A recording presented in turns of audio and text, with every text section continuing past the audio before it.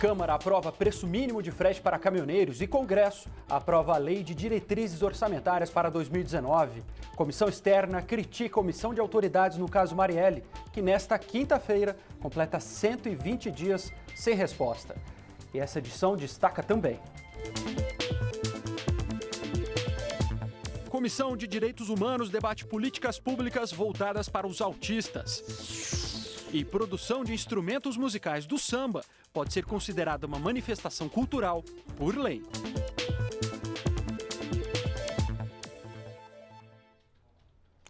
Boa noite. Em Brasília, 28 minutos desta quinta-feira. O Jornal da Câmara começa agora. Na quarta-feira, o plenário do Congresso Nacional, e também nesta quinta-feira, obviamente, aprovou a Lei de Diretrizes Orçamentárias para 2019. A gente vai direto para o Salão Verde, onde está a repórter Dini Moraes. Dini Moraes, quanta coisa foi aprovada hoje, né? Isso mesmo, um monte de coisa, Thiago. Por onde você vai começar isso aí? Vamos começar pelas votações da Câmara dos Deputados? Vamos fazer assim? Então a gente começa pela quarta-feira, é isso, né? Isso mesmo, pela quarta-feira. Na Câmara dos Deputados foi aprovada a medida provisória, que é uma das 3 medidas provisórias fruto daquele acordo entre o governo e os caminhoneiros para dar fim à paralisação da categoria no mês passado. Esta medida provisória especificamente, ela trata do preço mínimo a ser cobrado nos fretes do país. Vamos ver mais informações na reportagem. No último dia de votação, antes do recesso do meio do ano no plenário da Câmara, 2 medidas provisórias foram aprovadas pelos deputados. As duas por acordo entre os partidos. A primeira prorroga até agosto do ano que vem contratos temporários de trabalhadores de ministérios. A atenção maior estava concentrada na outra medida provisória, que cria uma tabela de preço mínimo de frete para os caminhoneiros. Se nós não tivermos a capacidade, a habilidade, a sensibilidade de chegar ao entendimento e garantir que eles possam andar pelo Brasil sem pagar para trabalhar, nós já conseguimos trazer um equilíbrio ao transporte rodoviário, que é o modal que domina tudo. Esta planilha e este piso vai ser feito por um grande fórum, que vão participar embarcadores, produtores e os caminhoneiros autônomos, para definir junto com a NTT, usando critérios técnicos, qual será esse custo. Nós não estamos definindo custo nenhum no projeto, nós estamos só criando uma regra para pacificar, para fazer com que não haja surpresas nem haja prejuízo para quem realmente bota o caminhão na estrada e gasta, e tem todo o custo de fazer isso. Nós estamos falando sobre o frete. A minha convicção, senhor presidente, senhores parlamentares, é que tudo que é artificial, que acaba tentando ser acima daquilo que são as regras do mercado, acaba provocando distorções e nós pagamos um preço muito alto por isso. Portanto, acho que temos o risco de ter uma solução que parece efetiva no momento, mas que depois nós tenhamos que pagar um preço muito acentuado. Havia divergência sobre alguns pontos do texto, mas foram feitos ajustes que possibilitaram a aprovação. Caminhoneiros que assistiam à sessão comemoraram. No fim, o texto determina que o preço mínimo de frete vai ser estabelecido 2 vezes por ano pela ANTT. Mas para chegar ao valor, a agência reguladora vai ter que ouvir representantes dos setores envolvidos, como os próprios caminhoneiros e quem contrata. Quem não respeitar o preço mínimo vai ter que pagar o valor que deveria ter sido pago inicialmente em dobro ao caminhoneiro. O texto ainda anistia as multas aplicadas aos caminhoneiros e empresas de transporte durante a paralisação do mês passado, tanto multas de trânsito quanto administrativas ou judiciais. Bom, essa questão das anistias, das multas, chegou a ser questionada por alguns parlamentares e, para viabilizar a votação, o relator da matéria, o deputado Osmar Terra, assim como a gente viu aí na reportagem, ele se comprometeu que o governo vai vetar essa questão da anistia e isso será negociado posteriormente, mais profundamente, para ver como anistiar aí, como perdoar as dívidas dos caminhoneiros que foram multados, por exemplo, nos acostamentos, e também tiveram multas por estarem impedindo as pessoas de transitarem pelas rodovias. A ideia, segundo o relator, deputado Osmar Terra, é que quem fez isso de propósito, de fato, pague uma certa multa. Agora, quem foi impedido de passar, seja perdoado dessas multas aí. Mas aí o governo vai ter que negociar e tentar achar uma solução para isso. Bom, Tiago, você estava me perguntando a respeito da sessão, né? Olha, votações elas estão acontecendo desde o meio-dia. Então foram mais de 12 horas de votações aqui no plenário do Ulisses Guimarães. Só que parte dessas votações foram só da Câmara, assim como a gente falou agora, e parte do Senado. Do Senado não, perdão, do Congresso Nacional, que é uma sessão conjunta de deputados e senadores. Mas espera aí, antes de você ir para o Congresso, na Câmara foram quantas medidas provisórias aprovadas hoje? Foram 2. 2? Isso, tá, isso. Agora a gente vai para o Congresso, que encerrou a votação na madrugada desta quinta-feira, né? Isso mesmo. Então, a sessão do Congresso Nacional, né, que quando deputados e senadores avaliam juntos, e hoje em especial foram projetos orçamentários, ela começou por volta das 6 horas da tarde. Bom, o que foi avaliado hoje aqui? Foram 4 projetos orçamentários, desses 4, 2 com uma certa polêmica, né, que um deles tratava do remanejamento de cerca de R$1 bilhão. A maior parte, cerca de 70% desse dinheiro, vai para o SUS, para reforçar aí a dotação do SUS, ou seja, dando mais dinheiro para o SUS. Só que o orçamento ele é limitado, né? Então, quando você puxa mais o cobertor para um lado, ele retira de outro. E retirando, ou seja, para entrar com mais dinheiro no SUS, mais 700 milhões no SUS, está retirando dinheiro de várias outras ações, entre elas obras em rodovias federais. E essa foi a parte que mais deu polêmica aqui, foi feita muita discussão a respeito dessa questão das rodovias federais e, inclusive, uma mudança foi aprovada devolvendo R$52 milhões para uma obra na BR-381 em Minas Gerais, justamente por causa da reclamação dos deputados mineiros, que fecharam questão a respeito disso daí. Qual era a outra polêmica? A Lei de Diretrizes Orçamentárias, o projeto que estabelece as regras para o orçamento do ano que vem. A gente pode ter uma amostra de um dos pontos que foi muito polêmico, que foi a questão que tratava do reajuste salarial dos servidores públicos. Por quê? Porque a proposta que chegou aqui no plenário, ela vetava isso, congelava os salários dos servidores públicos e já dizia, olha, ano que vem não vai poder ter nenhum tipo de reajuste, nem a correção da inflação. E isso tinha uma certa resistência, principalmente da oposição no começo, e depois os demais partidos também orientaram contra, porque tinha muita divisão até dentro dos próprios partidos da base governista. Vamos ver um pouquinho desse debate agora. Nós não podemos aceitar que haja congelamento tanto para salário de servidor, como a impossibilidade de contratação de pessoas. Aí precisa professores, precisa pessoas para a área da segurança, precisa para a área da educação, e está congelado. Não! Nós não podemos aceitar. Nós estamos aqui escutando um discurso que é um falso discurso. Proteger o servidor é justamente permitir que o Estado brasileiro continue rígido. O Estado brasileiro continue em condições de fazer frente às suas necessidades e aos desafios que estão colocados à nossa frente. Quem quer que seja o próximo presidente da República vai precisar respirar para poder administrar o país. Esse é um discurso falacioso. Não se protege o servidor se aumentando o déficit público da nação, aumentando o rombo e o buraco que existe. O que aconteceu? Como havia muita diferença de opinião dentro dos próprios partidos, no final todos os partidos estavam ou liberando ou votando contra esse congelamento de salários. E, no fim, acabou sendo rejeitado. Então, caiu aí essa proibição de reajuste salarial dos servidores públicos para o ano que vem. Mas, no geral, a Lei de Diretrizes Orçamentárias foi aprovada e a gente pode ver os principais pontos dela na reportagem do jornalista Marcelo Westphalen. A Comissão Mista de Orçamento estava lotada para a votação da Lei de Diretrizes Orçamentárias de 2019. O texto do relator, senador Dalírio Beber, foca nos 2 pontos que mais pressionam as contas públicas: excesso de incentivos fiscais, que devem somar cerca de 300 bilhões de reais este ano, e o aumento das despesas obrigatórias, como, por exemplo, o pagamento de pessoal. Beber prevê déficit de 132 bilhões para o setor público. Para combater o desequilíbrio fiscal, o texto prevê medidas como o corte de despesas administrativas e a proibição de descontos nos impostos para as empresas.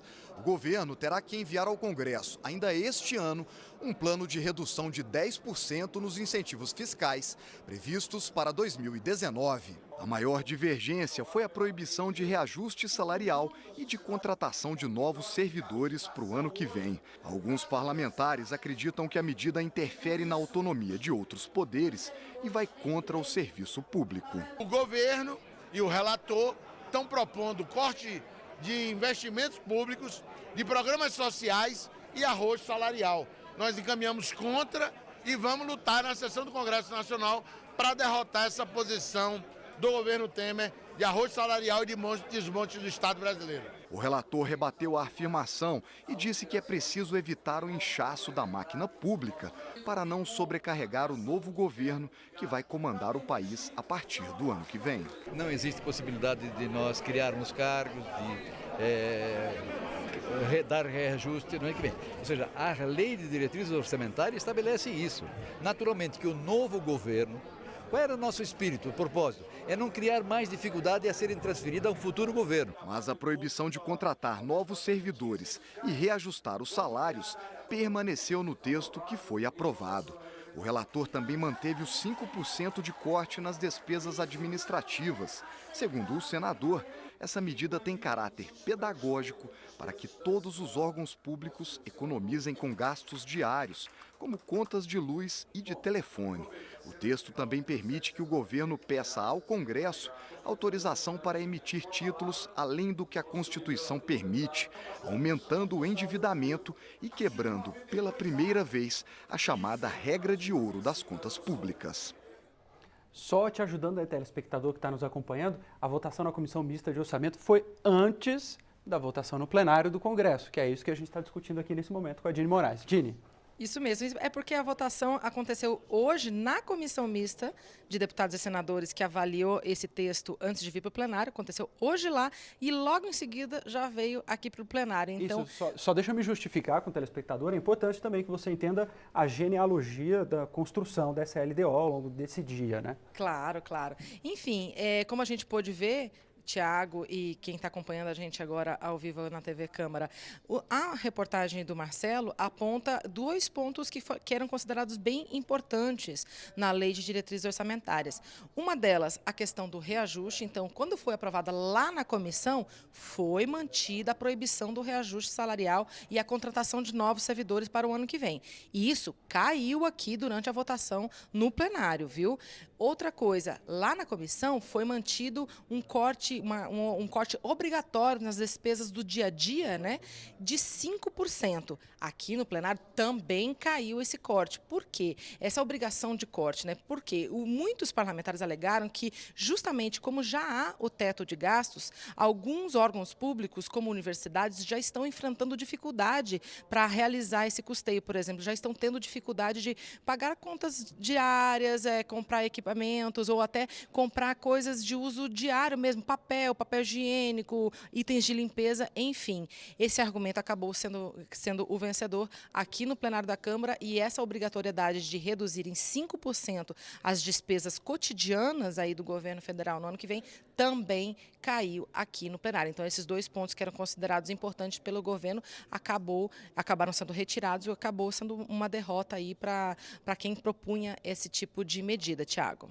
Dini, acabou? Acabou, só vamos lembrar, né, que a Lei de Diretrizes Orçamentárias agora vai para a sanção presidencial e a votação dela libera os parlamentares para o recesso agora do meio do ano. Vai ter votação aqui só em agosto agora. Dini, eu não sei como que você lembra de tudo isso, viu? Parabéns. Tem ajudinha, uma colinha. Então volta para cá que ainda tem que fechar o material de amanhã. Tá certo, gente. Boa noite. Boa noite. O clima de disputa marcou a votação do relatório final do projeto conhecido como Escola Sem Partido. Manobras de obstrução dos adversários da proposta atrasaram a análise da matéria, que acabou interrompida com o início da sessão do Congresso. Presidente, Vossas Excelências ocupam o lugar de vocês. O clima esquentou na comissão especial que analisa o projeto de lei 7.180 de 2014, conhecido como Escola Sem Partido. Para uns, ele protege o ensino de influências ideológicas. Para outros, a proposta impede o desenvolvimento do pensamento crítico nas escolas. Que medo que o fascismo tem da educação. Que medo que o fascismo tem das escolas que constroem a consciência crítica. Esses que estão aqui movidos por uma lógica dogmática, movido por um fundamentalismo que busca anular o outro. O outro só pode existir se for o meu espelho. Querem amordaçar as escolas. Dizer que é contra a escola sem partido corresponde, em lógica, ser a favor da escola com partido. O que esse projeto diz? Ele estabelece deveres do professor e é importante reviver os deveres do professor. O professor não pode se aproveitar da audiência cativa dos alunos para promover o seu próprio interesse. Em seu próprio interesse, a sua opinião. A proposta altera a Lei de Diretrizes e Bases da Educação para incluir dispositivo que garante precedência das convicções da família do aluno sobre a educação escolar nos aspectos relacionados à educação moral, sexual e religiosa. Fica também proibida a discussão de ideologias de gênero ou orientação sexual em sala de aula. Em todas as salas de aula e em locais visíveis na escola, deverá ser afixada uma cartilha com os 6 deveres do professor: não atrair os estudantes para alguma corrente política, não prejudicar os alunos por convicções pessoais, não fazer propaganda política e nem estimular a participação em manifestações, tratar de temas políticos e sociais de forma equilibrada, respeitar a educação moral dada pelos pais e garantir que tudo isso não seja violado por terceiros dentro da escola. O início da sessão do Congresso para votar o orçamento adiou a discussão. A decisão deve ficar para agosto. Aqueles que se opõem ao projeto apresentaram aqui o que se chama de kit obstrução, vários requerimentos no sentido de evitar que o projeto realmente fosse a discussão na data de hoje. E, em razão do início da ordem do dia do Congresso Nacional, nós não conseguimos avançar. Nós encerramos a sessão e vai ficar para o mês de agosto a apresentação do parecer do relator às emendas, discussão e votação. Quem matou a vereadora Marielle Franco e o motorista Anderson Gomes? Nessa quinta-feira, essa pergunta completa 120 dias sem resposta. E a comissão externa da Câmara, que acompanha as investigações, critica a omissão das autoridades responsáveis. A morte da vereadora Marielle Franco e do seu motorista Anderson Gomes completa 120 dias nesta quinta-feira sem respostas. Ainda não se sabe quem foi o autor do crime e nem o porquê. Uma comissão externa da Câmara, formada para acompanhar as investigações, tem pressionado as autoridades em busca de esclarecimentos. Nesta quarta-feira, porém, os deputados criticaram a falta de respostas das autoridades responsáveis pelo caso a diversos pedidos de informação feitos pela comissão. A maioria dos requerimentos encaminhados não tiveram resposta a essa comissão. Nós precisamos de uma audiência com o Ministério Público do Estado do Rio de Janeiro, em conjunto com os delegados responsáveis pelas investigações, tanto o chefe de Polícia Civil, quanto o delegado Giniton, como o delegado Fábio. É fundamental que isso aconteça, de homicídios. Por quê? Porque as informações que são públicas são aquelas que vêm através de vazamentos, não necessariamente confirmados formalmente pela Polícia Civil e pelas investigações. A gente precisa ter respostas formais. O desrespeito com que as autoridades públicas têm tratado esta comissão não é aceitável por nós. As autoridades têm que responder, têm a obrigação de responder. Isso aqui é um outro poder, nós não aceitamos o silêncio das autoridades públicas, né? Existe uma intervenção pelas Forças Armadas, existe um general interventor, existe um secretário de Polícia Civil, que nos deu, emocionado, seu depoimento da prioridade absoluta no caso. Nós nunca conseguimos estar frente a frente com o doutor Gineton, que é o responsável direto pelo caso. Então, nós queremos estar frente a frente com o delegado responsável. A manhã da quarta-feira, dia 20 de junho, foi mais um dia qualquer na cidade do Rio de Janeiro. Um dia violento, claro. Na Zona Norte, o Complexo da Maré foi palco de uma operação policial. Com apoio de veículo blindado, helicóptero, a polícia encontrou resistência, 6 suspeitos acabaram mortos, 4 fuzis foram apreendidos.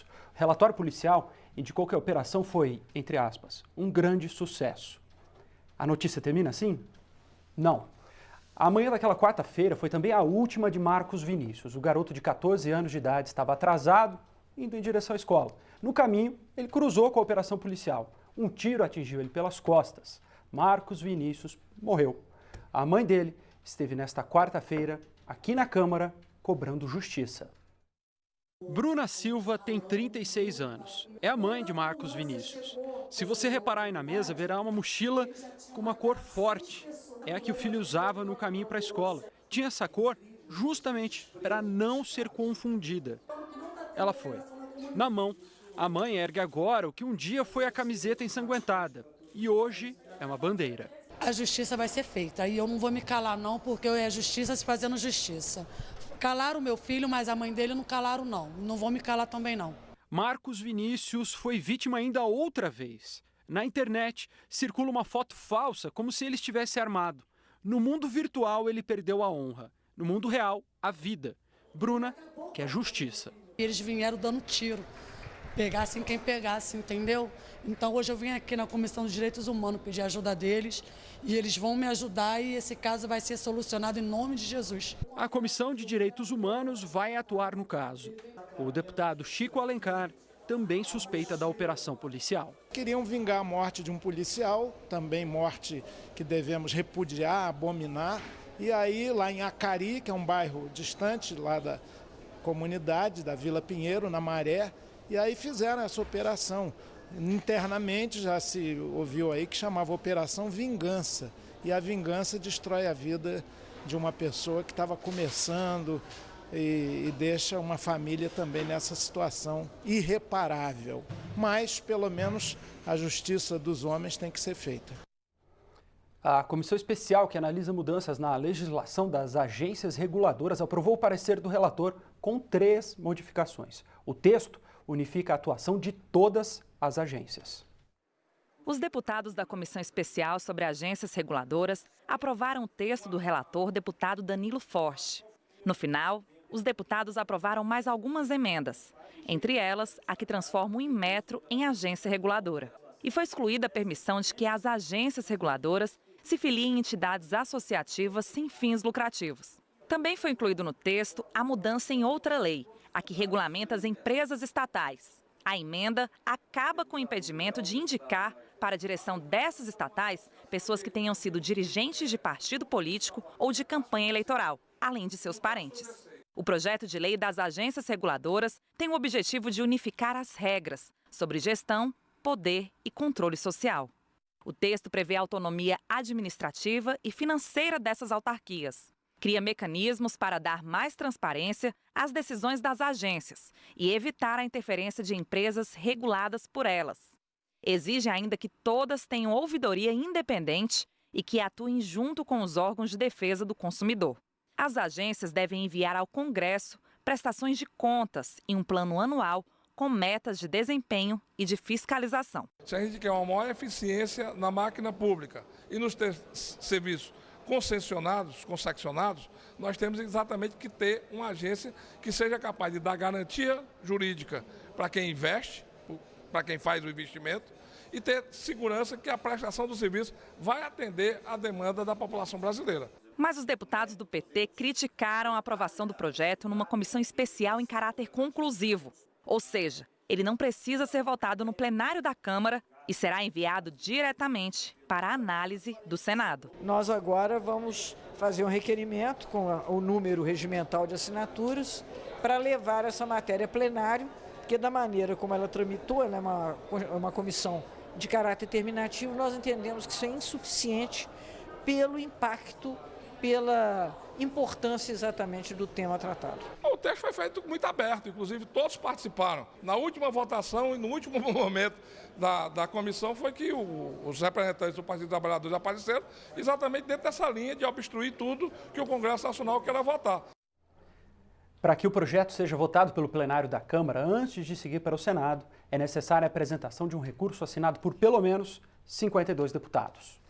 O Conselho de Ética arquivou nesta quarta-feira o pedido de cassação do mandato do deputado João Rodrigues. Mas esse não foi o único caso analisado, não. A rede pediu a cassação do deputado João Rodrigues, do PSD de Santa Catarina, que cumpre prisão à noite e continua exercendo mandato durante o dia. O deputado foi condenado a 5 anos e 3 meses porque usou uma retroescavadeira antiga como parte do pagamento de uma nova. O certo teria sido leiloar a máquina usada num processo separado. João Rodrigues assinou a autorização para a compra em 1999, quando era vice-prefeito de Pinhalzinho, em Santa Catarina, e substituía o prefeito que estava de férias. A defesa ainda recorre da condenação. Nós estamos tratando, então, de uma imputação em que o agente público, imbuído de um espírito público, destinado à aquisição de uma máquina para servir a comunidade, onde não havia má-fé, não havia dolo específico de causar prejuízo ao erário, o acórdão reconhece isso e não há dano ao erário. No Conselho de Ética, a defesa também argumentou que os supostos delitos aconteceram em época anterior ao mandato e já teriam prescrevido. O relator acatou os argumentos. E eu fiquei convencido de que realmente, primeiro, não há crime. Não, se houve um erro, foi, na verdade, do prefeito. Segundo, o fato foi fora do mandato dele. Os integrantes do Conselho consideraram a condenação exagerada para um erro formal na licitação e apoiaram o relator. Não é fácil enfrentar uma matéria dessa natureza e chegar à conclusão que Vossa Excelência chegou, especialmente no momento em que a política é desafiada pela criminalização da atuação neste país. O fato de ser político hoje já é tido como uma nódoa. A reunião do Conselho foi interrompida pela ordem do dia do plenário da Câmara. Na volta, a representação foi arquivada por 12 votos a favor, 1 contra e 1 abstenção. A sensação é de alívio, porque os meus colegas deputados puderam se debruçar em cima de tudo aquilo que aconteceu. Podia avaliar que eu não cometi nenhum ato ilícito, não pratiquei ato nenhum, não houve nenhum dano ao erário, não houve desvio de dinheiro. Espero que agora a Justiça também possa rapidamente analisar isso, analisar profundamente, até porque ela seja feita de verdade e finalize esse processo. Já o deputado Celso Jacó, do MDB do Rio de Janeiro, chegou a cumprir pena em regime fechado e agora está em regime aberto. Foi condenado por falsificação de documento público e dispensa de licitação há 7 anos e 2 meses. Quando Celso Jacó era prefeito de Três Rios, em 2002, uma empresa ganhou a licitação para construir uma creche e abandonou o projeto. Jacó, então, decretou estado de emergência no município e contratou outra construtora para concluir a obra. Não houve nenhum prejuízo, nenhum decoro. Foi no ano de 2002. A obra terminou em 2004. As provas nos autos estão bem claras. A revisão criminal está bem avançada. Eu espero que ela aconteça o mais rápido possível e vai provar isso. A defesa apontou que o Supremo Tribunal Federal autorizou o deputado a continuar exercendo o mandato. O relator propôs o arquivamento da representação no Conselho de Ética e o envio de consulta sobre o caso à mesa diretora da Câmara. Propôs ainda uma resolução para regulamentar a perda de mandato de deputados condenados com sentença transitada em julgado. Eu quero deixar um ponto final. Por isso que eu estou apresentando ao Conselho um projeto de resolução que coloca um ponto final, que para um caso eles determinaram um procedimento, para um outro caso eles determinaram outro procedimento. Nós estamos com 4 casos semelhantes com análise divergentes. A reunião foi mais uma vez suspensa, dessa vez pela ordem do dia do Congresso. Exatamente. Logo depois que terminou a sessão do Congresso, a reunião lá no Conselho de Ética foi retomada. Essas imagens que vocês veem aí são ao vivo lá do Conselho de Ética, onde neste momento o deputado Valtenir Pereira ler seu relatório. Só para te situar aqui no que está acontecendo, o deputado Sandro Alex, do PSD do Paraná, tinha apresentado aquele relatório que acabou sendo derrotado por 11 votos a 1. Imediatamente, um deputado foi indicado para apresentar um novo relatório. Esse novo relatório foi apresentado pelo deputado Valteni Pereira, do MDB do Mato Grosso. Ele está lendo o relatório neste momento e a sugestão dele é pelo arquivamento. A gente vai continuar acompanhando essa votação e se houver novas informações ao longo aqui do jornal, a gente traz para você. Mais cedo, o presidente do Conselho de Ética também anunciou que o relator do processo contra o deputado Nelson Meire, do PP do Paraná, vai ser Mauro Lopes, do MDB de Minas Gerais. Já o relator do processo contra o deputado Laerte Bessa, do PR do Distrito Federal, será Hildo Rocha, do MDB do Maranhão. Agora, os relatores têm prazo de 30 dias para apresentar seus pareceres. Especialistas estiveram aqui na Câmara nesta quarta-feira para avaliar as vantagens e desvantagens do uso de pesticida na agricultura. Para eles, os custos tributários e socioambientais são maiores do que os benefícios econômicos. A comissão especial que analisa a Política Nacional de Redução de Agrotóxicos ouviu especialistas sobre o modelo de produção agrícola no Brasil. Embora reconheçam a importância econômica do setor, questionaram o pouco incentivo para a produção agroecológica no país. Eles não competem com os modelos predominantes das mesmas condições.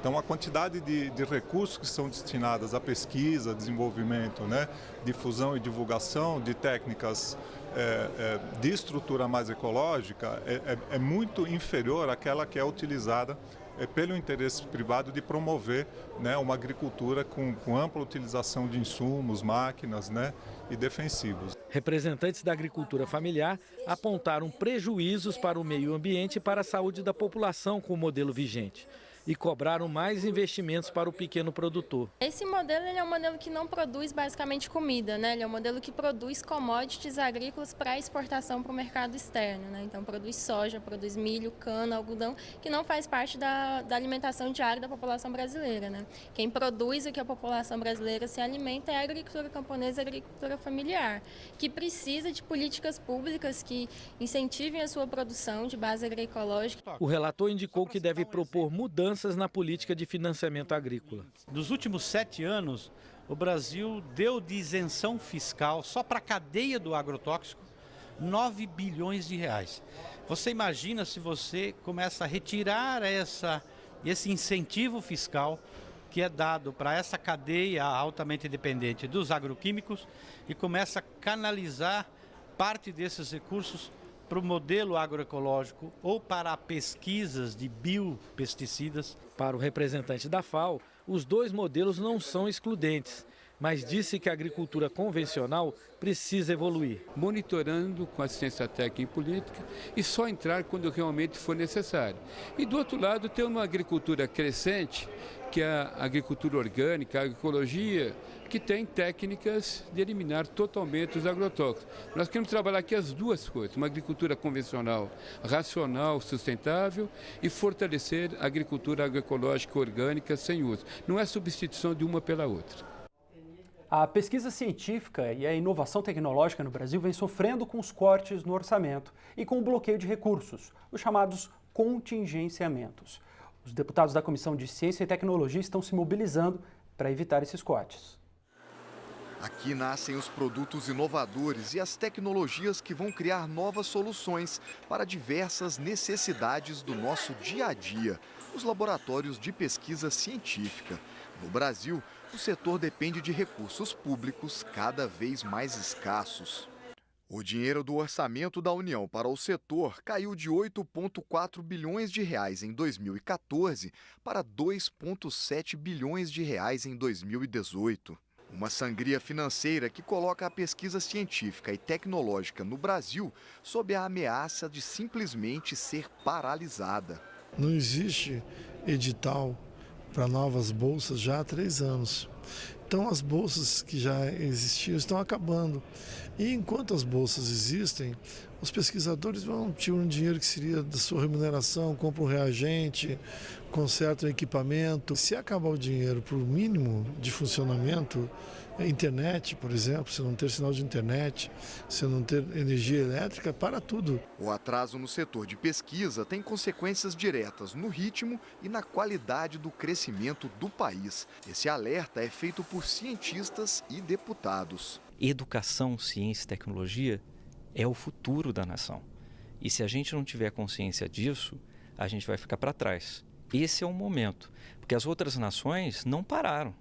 Elas estão investindo cada vez mais. A China, a Coreia, Estados Unidos, os países da Europa estão investindo pesadamente em ciência e tecnologia. E nós estamos ficando para trás, porque a ciência não para, o conhecimento não para.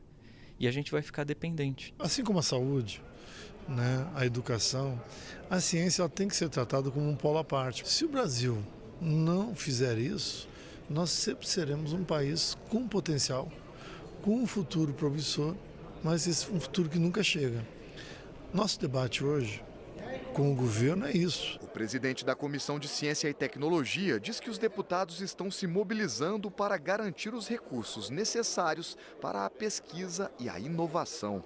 Tivemos todo o cuidado agora na comissão de proibir, de aprovar uma emenda parlamentar, a emenda da Comissão de Ciências e Tecnologia, para que o setor de pesquisa não sofra nenhum corte, que saia fora do teto, porque nós temos um prejuízo muito grande no setor de pesquisa e inovação no Brasil. E nós não podemos permitir que haja cortes nesses segmentos. O plenário da Câmara vai se reunir nesta quinta-feira em comissão geral para debater o futuro do setor de ciência e tecnologia no Brasil. Uma audiência pública promovida pela Comissão de Direitos Humanos e Minorias da Câmara debateu políticas públicas voltadas para os autistas. Bernardo foi diagnosticado com autismo quando tinha apenas 1 ano e 11 meses. Ele veio à Câmara para falar sobre o assunto. Um transtorno que atinge cerca de 70 milhões de pessoas no mundo, segundo a Organização Mundial da Saúde, e ainda é pouco compreendido pela sociedade. E ele não veio sozinho. Estava acompanhado de vários pais de pessoas com autismo. E o que eles querem é mais políticas públicas que promovam a inclusão. Existe uma política de matricular as pessoas na escola regular nos últimos anos. Ainda existem escolas especializadas, mas elas são muito escassas, é muito difícil entrar lá, porque acaba ficando disputado por conta disso. Então as crianças vão para a escola regular. Acontece que se o autismo é dividido em níveis, então tem nível leve, moderado e severo. Se ele é muito leve, ele acaba conseguindo se virar, de alguma forma. Mas se ele é de moderado a severo, a grande maioria começa na educação, fica isolado, apresenta crise de agressividade, não consegue ficar na escola, eles têm um aparelho sensorial diferente, eles acabam saindo da escola. Além de melhoras na educação, Bernardo ressaltou a importância de um diagnóstico precoce. Grande parte dos autistas chega a receber um diagnóstico com 5 anos, quando já é tarde demais para realizar as alterações necessárias no cérebro, em sua estrutura. Os casos em que o autista de fato é diagnosticado de forma precoce, pelo que eu estou sabendo, são raros. É o caso da filha de Gilberto. Ele só descobriu que a filha era autista quando ela tinha 14 anos. Hoje, por exemplo, a minha filha era 100% dependente, então eu procuro que ela tenha um mínimo de independência, que ela possa pelo menos tomar um banho sozinha, se alimentar sozinha, ir ao banheiro sozinha. Isso são coisas que ela ainda está desenvolvendo, está com 25 anos. Então, quando eu tiver, por exemplo, com 80 anos, ela vai estar com 50, E como é que vai ser a vida dela? Porque eu não vou ter essa mesma vitalidade que eu tenho hoje. Então, eu ia precisar que o Estado apoiasse, e o Estado não faz isso. O Estado é omisso hoje. Os participantes destacaram a importância de um censo para levantar o número de pessoas com autismo no Brasil e assim direcionar as políticas públicas de forma mais efetiva. Para se ter em mãos e desdobrar em políticas públicas de inclusão, de atendimento a essas pessoas, a partir destes resultados do censo, quantos são os autistas, adultos, jovens, crianças, e com o grau, quantos estão incluídos e nos diferentes graus, né, que esse espectro tem as pessoas. É preciso lutar sempre. Acho que cada dia que nós discutimos, debatemos essas questões, nós iremos fazer com que a sociedade como toda entenda que é importante tratar da questão do autismo com muito respeito, com muita dignidade, porque nós temos pessoas que sofrem em consequência dessa situação, pais e mães, e que nós não podemos deixar de ser solidários com os mesmos. Desde 2007, o samba é considerado um patrimônio cultural imaterial do Brasil pelo IPHAN. Mas será que a fabricação dos instrumentos musicais próprios desse ritmo também deve ficar restrita ao território brasileiro? Está na Comissão de Constituição e Justiça uma proposta que define como manifestação cultural a produção de instrumentos musicais voltados para o samba.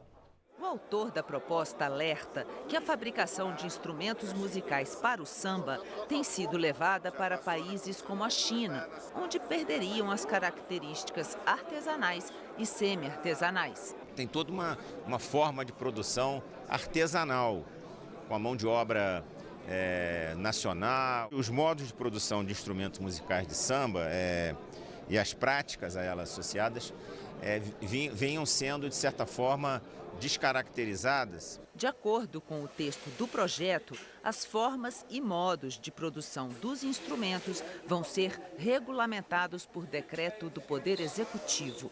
E não são todos os instrumentos musicais do samba contemplados no texto. O deputado Chico D'Angelo cita um a um quais são os instrumentos que estão protegidos pelo projeto de lei. Pandeiro, tantã, cuíca, o surdo, tamborim, rebolo, frigideira e timbas. E o repique de mão. O Brasil tem hoje mais de 20 fábricas de percussão para instrumentos de samba, um processo produtivo que é em grande parte manual e semi-manual, que emprega e qualifica a mão de obra, ou seja, há uma cadeia produtiva que envolve a fabricação desses instrumentos. Você preserva a qualidade e também os empregos dessas mais de 20 pequenas fábricas de produção desses instrumentos. O presidente da ARUC, escola de samba mais tradicional de Brasília, Moacir de Oliveira, aprovou o projeto de lei. O instrumento artesanal, vamos dizer assim, né, ele tem uma sonoridade mais pura, mais pesada, mais raiz, vamos dizer assim. E esse projeto me parece muito interessante na medida em que é mais um componente para preservar as raízes culturais do samba brasileiro. Nós dissemos pouco tempo atrás aqui nesse jornal que o Conselho de Ética tinha retomado a reunião para analisar a denúncia contra o deputado Celso Jacó, do MDB do Rio de Janeiro. Pois é, essa denúncia, o relatório do deputado Sandro Alex, do PSD do Paraná, foi derrotado. O deputado Valtenir Pereira apresentou um outro relatório e esse relatório acabou de ser votado. Ele foi aprovado por 11 votos a 1 e esse relatório indicava e pedia o arquivamento da denúncia. O argumento do deputado Valtenir Pereira é que o caso em análise que deu origem à denúncia é de 2003, 2004 e a legislatura atual começou em 2015 e vai até 2019, portanto haveria aí uma prescrição. A sugestão dele foi pelo arquivamento, essa sugestão foi aprovada no Conselho de Ética agora há pouco por 11 votos a 1. E essa edição termina agora. Para outras informações ou para rever nossas reportagens, é só acessar o nosso portal aí na internet. O Jornal da Câmara volta amanhã. Tchau!